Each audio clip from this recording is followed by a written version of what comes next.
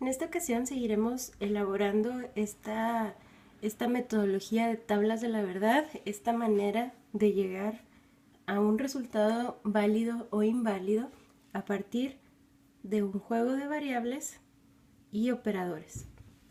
En el episodio anterior estuvimos revisando lo que es un argumento válido. De hecho, estuvimos manejando lo que es la tabla de verdad para modus ponens, para ese tipo de argumento válido que manejábamos algunos episodios atrás. En esta ocasión vamos a hacer algo muy parecido, pero con una diferencia sutil. Aquí está la diferencia. Un modus ponens nos argumenta P entonces Q y P, por lo tanto, Q. En esta ocasión tenemos invertidas estas dos partes posteriores a la premisa 1. En la primera premisa, nosotros indicamos esta condición. Modus ponens afirma el antecedente y luego concluye el antecedente. En este caso, nosotros estamos afirmando lo que es el consecuente. Esto es una falacia. Entonces, desde ahorita les puedo decir que esta tabla de verdad nos va a resultar en un argumento inválido. Vaya, cabe aclarar este detalle. No porque estemos llevando a cabo una tabla de verdad significa que siempre vamos a llegar a resultados válidos. Por medio de elaborar toda esta tabla y de analizar caso por caso, en virtud de variables y operadores, nosotros podemos deducir si el argumento es válido o inválido. Entonces, bueno, sin más, vamos a empezar con los pasos. El primer paso siempre es el mismo, 2 a la n. En este caso tengo P, tengo Q, se repite Q y se repite P. Pero no importa qué tantas veces se repita, siguen siendo las mismas variables. Por lo tanto, tengo nada más dos variables distintas. Esto significa que tengo un 2 a la 2, por lo tanto, sigo trabajando con 4 casos. En episodios posteriores estaremos trabajando con más casos que esto, pero de momento pues nos interesa ver cómo funcionan estas tablas. Entonces vamos a estar trabajando nada más con 4 casos. Bien, primer paso resuelto. Segundo paso, listar valores a partir de mi 2 a la n.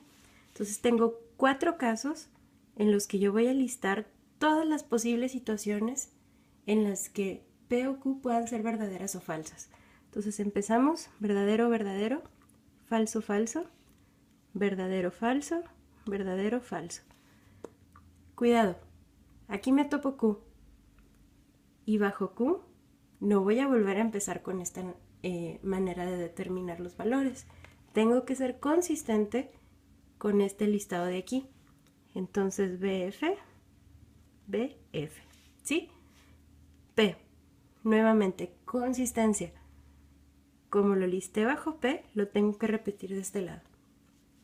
Verdadero, verdadero, falso, falso. Ahora el tercer paso, que viene siendo el agregado o la novedad, los conceptos nuevos que manejamos en el episodio anterior. En este caso es detectar OLP, OLS y OLT. Operador lógico principal, operador lógico secundario, operador lógico terciario y resolver en el orden al revés.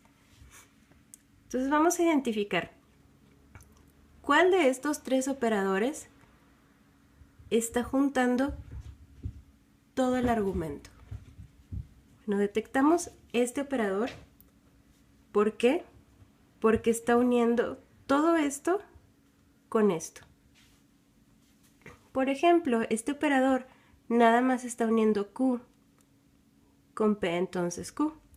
Este operador no tiene rango de operación sobre todo el argumento porque no abarca P. De la misma manera, este operador de aquí solo abarca P y Q, no abarca la segunda Q ni abarca la segunda P. Por lo tanto, el principal es este, el que abarca todo el argumento. El secundario vendría siendo este, porque abarca el resto del argumento. Y el terciario es este porque nada más abarca estas partes de aquí. Bien, Entonces ya una vez que detecté OLP, OLS y OLT, entonces puedo empezar al revés. Vamos a empezar por el terciario, vamos a seguir por el secundario y acabaremos con el principal. ¿Qué significa empezar con el terciario? Significa que bajo el operador terciario voy a empezar a determinar estos valores a partir de la regla que se utiliza bajo este operador. Entonces aquí puedo sacar mi acordeón o simplemente puedo recordar en qué casos es verdadero y falso. Vamos a calcular. Computemos valores. Verdadero y verdadero bajo un condicional es verdadero. Verdadero y falso es falso. Falso y verdadero es verdadero. Falso y falso es verdadero. Ya una vez que calculé este valor, entonces yo puedo pasar al secundario. Entonces ya hice el terciario, sigo al secundario. ¿Y con qué lo voy a calcular? Con la otra variable que está en el rango. Entonces, de esto de aquí y esto de aquí va a salir esto de aquí. Estas de aquí ya las puedo olvidar de momento. B, F, B, B se va a calcular con B, F, B, F. Empecemos. Aquí tenemos conjunción. Nuevamente, revisamos nuestro acordeón o recordamos la regla de la conjunción. La conjunción es verdadera solamente en el caso en el que las dos condiciones sean verdaderas. Verdadero, verdadero, verdadero. Falso y falso, falso. Verdadero, verdadero, verdadero. Verdadero, falso, falso.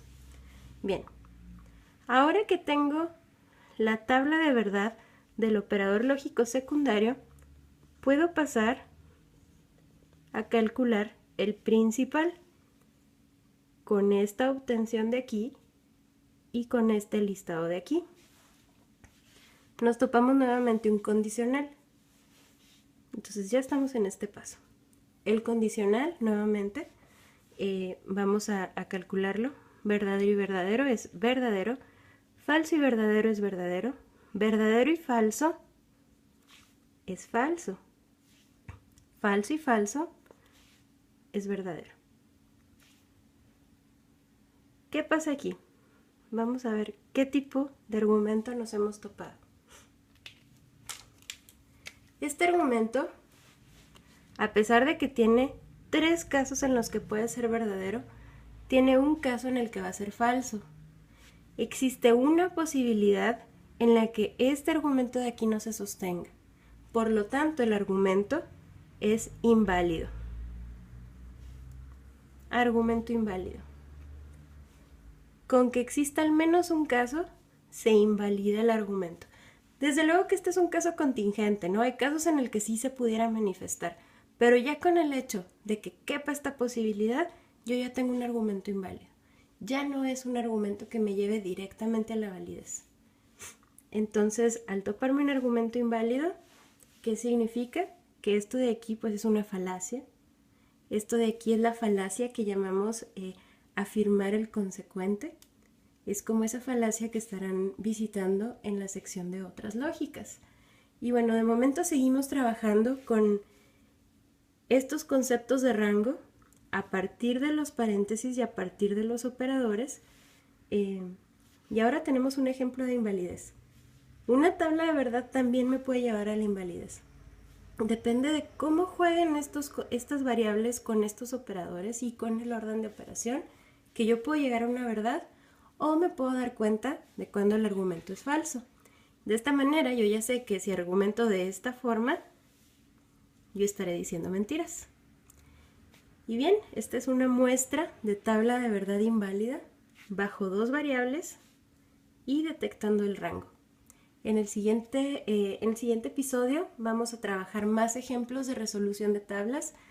Vamos a trabajarlos tantos como nos sea posible para que quede bien claro cómo se construye la tabla, cómo se va resolviendo y en qué orden de operación es necesario que lo vayamos resolviendo. Bien, pues gracias, nos vemos en el siguiente episodio.